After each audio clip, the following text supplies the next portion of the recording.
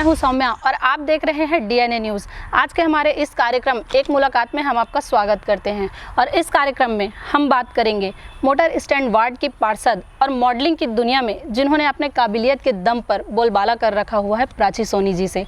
आइए हम उनसे बातचीत का सिलसिला शुरू करते हैं। जी, सबसे पहले तो आप ये बताइए, आप एक चैनल की न्यूज़ एंकर रही हैं जी। उसके बाद आप भारतीय जनता पार्टी से पार्षद पद के लिए चुनाव लड़ी और जीत भी हासिल की आपने। उसके बाद फिर आप मॉडलिंग करियर में आई और यहाँ पे भी धूम मचा रखा हुआ है आपने। इन सब को पार करने के लिए आपको किन किन चुनौतियों का सामना करना पड़ा, क्या क्या उतार चढ़ाव आया आपकी ज़िंदगी में और इसका आपको एक्सपीरियंस कहाँ से मिला? पहले तो मैं डीएनए को नमस्कार करती हूँ और जो बंधुएं देख रहे हैं उनको भी मैं दिल से नमस्कार करती हूँ। और बात रही मेरी मॉडलिंग के क्षेत्र के, पहले तो मैं स्काउट गाइड पे राष्ट्रपति अवार्डेड हूँ और डांसिंग वगैरह के लिए मैं बाहर भी गई हूँ। कटक जैसे स्थानों पे मैं नाटक के लिए भी गई हूँ। तो एक मेरा शौकिया तौर था, मतलब मैं एक शौकीन थी शुरू से कि कुछ अलग करना है, मतलब डिफरेंट करना है, लोगों से हट के करना है, क्योंकि टैलेंट आप में आते नहीं हैं, टैलेंट को लाना पड़ता है। तो ये जो शौक़ थे, मेरे सपने थे, वो एक अलग लेवल का था और मेरी सोच भी, मैं अपने आप को मानती हूँ कि मैं ये चाहती थी कि मुझे सब चीज़ आना चाहिए, मैं किसी भी फील्ड में पीछे नहीं रहना चाहती। बात रही रिज़ल्ट की कि मैं फ़र्स्ट आऊँ सेकंड आऊँ, ये मेरा कभी मकसद नहीं रहा कि मैं जीतूँ। हाँ, लेकिन मेरा मकसद ये था कि मैं जो भी काम करूँ अपना 100% दे के करूँ।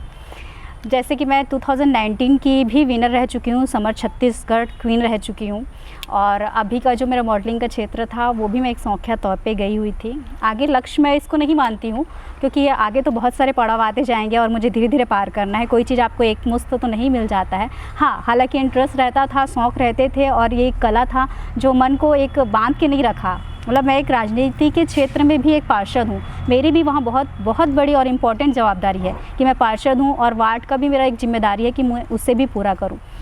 वो तो मुझे सेवा का भाव मिला और उस सेवा को मैं अच्छे से करना चाहती हूँ। साथ में ये मेरा छोटा सा सपना था या कहो, या शौक़ था कहो, या फिर एक आगे बढ़ने की एक ललक थी, ये सब चीज़ था। तो मैं थोड़ा समय अपना इन सपनों के लिए, इन शौक़ के लिए थोड़ा निकालती हूँ। और बोलते हैं कि राजनीति एक अलग चीज़ है, आप राजनीति में हो और फिर आप मॉडलिंग की दुनिया, मतलब दोनों डिफरेंट है। राजनीति एक अलग लेवल है और वो मॉडलिंग, लेकिन दोनों को ही ख़राब बताया गया है। जब मार्केट में आप जाओगे ना तो मॉडलिंग को भी एक अलग दिशा से देखा जाता है और राजनीतिक पद में एक महिला का आना भी, वो भी एक अलग नज़रिया देखा जाता है। लेकिन देखने वाले के नज़रिए को तो आप बदल नहीं सकते हो। हाँ, पद कभी गलत नहीं होता और ना ही कोई क्षेत्र गलत होता है, गलत होते हैं लोग जो उसको उस नज़र से देखते हैं। क्यों, हर कोई उस वैसा होता नहीं है, लेकिन जो देखने वाले होते हैं, कभी कोई काम, महिलाओं के लिए बहुत सारी चीज़ें ऐसी अड़चनें आती हैं कि ये बोला जाता है कि अरे आपको राजनीति में नहीं जाना था, बोलते हैं अरे आप तो अच्छे दिखते हो तो आपको मॉडलिंग में इंटरेस्ट रखना था। मतलब बहुत सारी चीज़ें आती हैं जो महिलाओं को फेस करना पड़ता है। घर से निकल कर पहले तो उनको अपने घर से ही विरोध करना पड़ता है अपने सपनों के लिए। बहुत सी महिलाएं होती हैं जो घर पर ही रह जाती हैं और वो दुनिया की डर से आगे नहीं आ पाती है।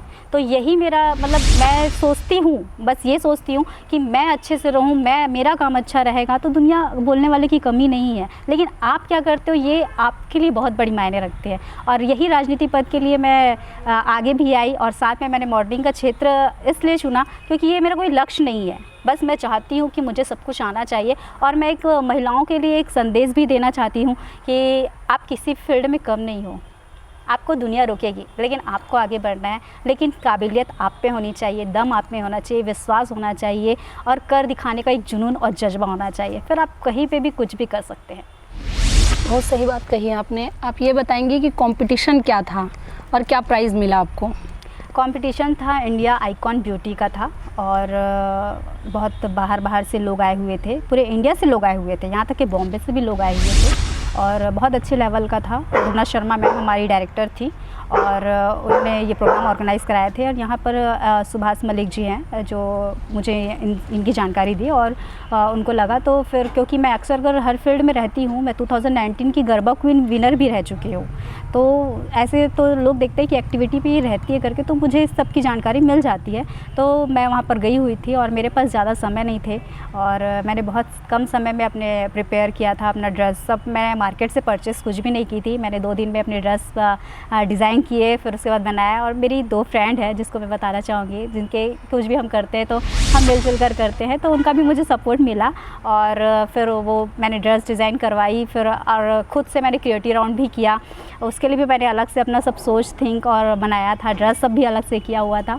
और ट्रेडिशनल राउंड था और था आपका गाउन का था, वो भी मैंने स्टिचेस करवाए थे खुद बैठ के। तो इस तरीके से समय आता गया और फिर मैं करते गई। बस यही था ना, मैंने कहा कि एक जज्बा और जुनून होना चाहिए, फिर आपके पास समय और उसकी कीमत नहीं रह जाती, आप जो चाहे वो कर सकते हैं। कितने पार्टिसिपेट और कितने मेकअप आर्टिस्ट भाग लिए थे इस कंपटीशन में? मेकअप आर्टिस्ट 7 से 8 लोग थे और धमतरी से भी एक गई हुई थी। और वहाँ पे आर्टिस्ट तो बहुत लोगों थे, मिस में भी थे और मिसेस में भी थे और बच्चों के लिए भी था, वो किड्स के लिए भी था।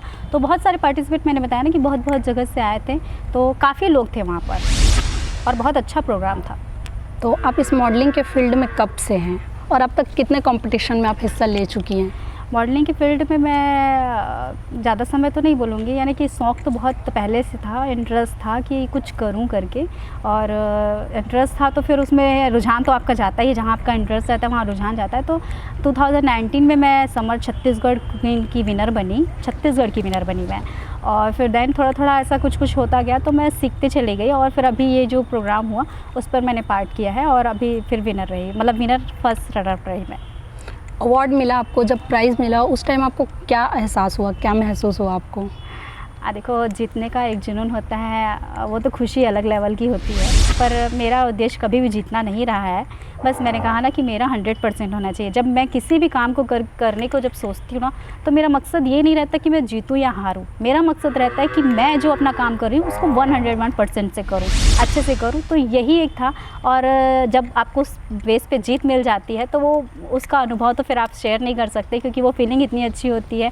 एक गर्व का महसूस होता है कि अरे चलो, हमने कुछ अचीव किया है लाइफ में। अब आगे के बारे में क्या सोच रखा है आपने, क्या मंजिल अब आगे आपकी? मंजिल तो काफ़ी अभी लंबी है, क्योंकि ये मेरे अभी छोटे छोटे अचीवमेंट हैं। मैं काफ़ी आगे जाना चाहती हूँ और फील्ड में ये नहीं कहूँगी कि मुझे इस फील्ड में जाना है, उस फील्ड में जाना है। बस मैंने कहा कि मेरा काम है, मैं उसको अपना 101% देकर करना चाहती हूँ। चाहे राजनीति के क्षेत्र में हो, चाहे मॉडलिंग के क्षेत्र में हो, चाहे सेवा के क्षेत्र में हो, चाहे किसी महिलाओं के लिए मदद करने के क्षेत्र में हो। मैं सिर्फ यही काम नहीं करना चाहती, मैं एक अलग काम करना चाहती हूँ ताकि एक मेरी स्टोरी बने। मैं यही चाहती हूँ कि कोई भी चीज़ मुझसे छूटा ना रहे। मैं सिलाई मुझे आती है, ब्यूटिशियन में ऑलरेडी हूँ, ब्यूटी पार्लर था मेरा खुद का, और 2019 विनर तो रही हूँ और 2019 गरबा क्वीन रह चुकी हूँ। और पहले भी मैं राष्ट्रपति अवार्डेड हूँ स्काउट गाइड में।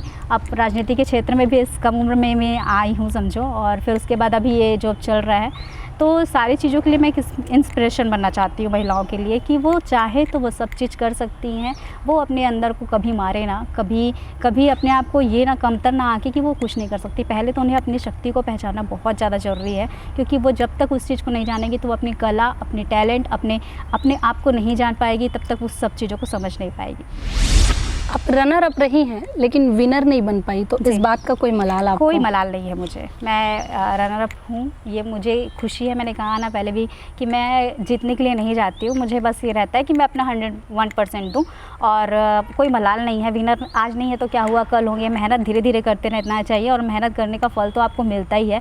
और मैंने तो बहुत सारे मेहनत का फल मुझे मिला है। काफ़ी स्ट्रगल लाइफ रही मेरी, और छोटे से उम्र से ही सब कुछ मैंने टीचिंग भी किया है, तो सारी चीज़ों में एक्टिविटी में रही हूँ। तो स्ट्रगल तो पार्ट एक रहता ही है, और शायद मेरे साथ नहीं, सब महिलाओं के साथ एक स्ट्रगल पार्ट रहता है, क्योंकि उनको फैमिली चलाना होता है, उनको समाज चलाना होता है, उनको रिलेशन चलाने होते हैं, वाइफ होते हैं, हस्बैंड होते हैं, बच्चे होते हैं। सारी चीज़ों को मैनेज करते हुए उनको ये सब करना पड़ता है। तो इस चीज़ के लिए मुझे कोई मलाल नहीं है। मैं जितना करती हूँ उतने में मैं खुश हूँ। काफ़ी अनुभवी हैं आप इस फील्ड में, तो आने वाले न्यू कमर को क्या संदेश देना चाहेंगी, क्या एडवाइस देंगी आप हमारे चैनल के माध्यम से? मैं उनको एडवाइस देना चाहूँगी, पहले तो मैं कहना चाहूँगी कि आप जो करना चाहते हो उसके लिए आप जी जान से लगा दीजिए। ललक होनी चाहिए, जुनून होना चाहिए, जज्बा होना चाहिए, और साथ में कुछ कर दिखाने का एक उत्साह होना चाहिए। सबसे पहले तो आपको खुश रहना पड़ेगा अगर आप किसी काम को कर रहे हैं। तो आपको खुश होकर उस काम को करना पड़ेगा। और दूसरी बात है, मैं महिलाओं के लिए खास कर कहना चाहूँगी, क्योंकि सब कहते हैं कि आपके लिए राजनीति ठीक नहीं है, आपके लिए मॉडलिंग ठीक नहीं है, आपके लिए वो जॉब ठीक नहीं है। आपके लिए काम कभी बुरा नहीं होता, लोग बुरे होते हैं जो सोच बुरे रखते हैं। काम कभी बुरा नहीं होता। आपको क्या करना है ये आप खुद डिसाइड करें। आप आगे कैसे बढ़ना चाहते हैं इसको डिसाइड कर लिए। 4 लोग क्या कहेंगे ये मत सोचिए, क्योंकि 4 लोग क्या कहेंगे आप ये सोचेंगे तो वो लोग क्या सोचेंगे। तो वो सोच को उनके लिए ही छोड़ दीजिए और आप क्या करना चाहते हैं उस पर आप डिपेंड करिए, आप उस पर आगे बढ़िए। आप अपना कैरियर बनाइए और उसमें आगे बढ़ते बढ़ते धीरे धीरे मेहनत करिए। हो सकता है मैं नहीं बोलूँगी कि हर चीज़ आपको कामयाबी मिलेगी, आपको हर रास्ते में आपको, क्योंकि ये पॉसिबल है ही नहीं कि आप चलते जाएंगे और आपको कामयाबी मिलती जाएगी। हाँ, लेकिन आपको जब जज्बा होगा, कुछ करने का जुनून होगा, तो वो कामयाबी आपको एक नहीं समय 2 समय नहीं, हताश कभी नहीं होना, क्योंकि वो कामयाबी आपके लिए रहेगी। क्योंकि 52 पत्ते होते हैं ताश के, और 52 पत्ते हम फेंकते हैं तो तुरंत इक्का नहीं आ जाता है। आपको वो 52 पत्ते का इंतज़ार करना पड़ता है कि इक्का आ जाएगा। वो इक्का कभी भी आ सकता है। इसलिए इस चीज़ का खास ध्यान रखें कि कभी नर्वस ना हो, कभी आगे बढ़ने के लिए सोचे ना, और हमेशा एक लोगों के लिए इंस्पिरेशन हो। घर परिवार आप संभालें, बहुत अच्छी बात है, लेकिन उसके साथ एक महिला को, एक लड़की को अपने सपने कभी नहीं मारने चाहिए, चाहे शादी के बाद हो या शादी के पहले। आपको अपने सपने के साथ जीना है और तभी आप अपनी ज़िंदगी जी सकते हो। और आप ये नहीं कि सब छोड़ के करो, आप अपना जो काम कर रहे हो आप कंटिन्यू करते रहो, लेकिन अपने शौक़ और अपने सपने के लिए थोड़ा समय निकालो। यह आपके लिए बहुत अपने आप में एक आत्मशक्ति देगा, एक आत्मबल देगा, और आपको करने के लिए आपकी हिम्मत बनेगी। तो ये था प्राची सोनी जी से बातचीत का हमारा सिलसिला। इन्होंने बेबाकी से और सहजता से हमारे सारे प्रश्नों का उत्तर दिया और अपने फील्ड के बारे में, अपने करियर के बारे में, महिलाओं की आत्मरक्षा के बारे में बताया हमें। अब प्राची सोनी जी से हम लेते हैं विदाई। आप बने रहिए हमारे साथ DNA न्यूज़ पर। फिर मुलाकात होगी आपसे अगले कार्यक्रम पर। तब तक के लिए मुझे दीजिए इजाज़त। जय हिंद, जय छत्तीसगढ़, जय धमतरी।